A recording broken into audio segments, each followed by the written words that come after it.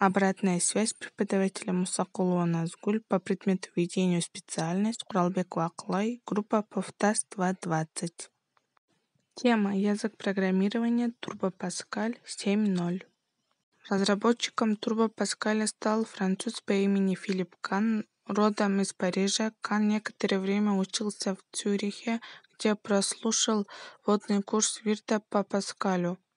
Кан занимался математикой, а компьютерами интересовался лишь поскольку это помогало ему в решении задач и доказательстве теорий.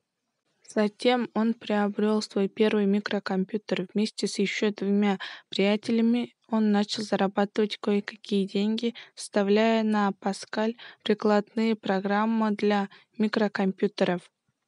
Неудовлетворенность существующими компиляторами Паскаля побудила Кана взяться за разработку Turbo Паскаля. В 1982 году он создал свою новую фирму Borland Internationals. Название, подсказанное телевизионной передачей о бывшем космонавте с похожим именем. В 1983 году появилась первая версия интегрированной среды разработки Turbo Паскаля фирмы Borland, основываясь на одноименном реализации Паскаля. В 1989 году объектное расширение языка было добавлено в Turbo Pascal версии 5.5. Последняя версия 7.0 была переименована в Borland Pascal. Основные файлы пакета Turbo Pascal. Turbo EXE – интегрированная среда программирования.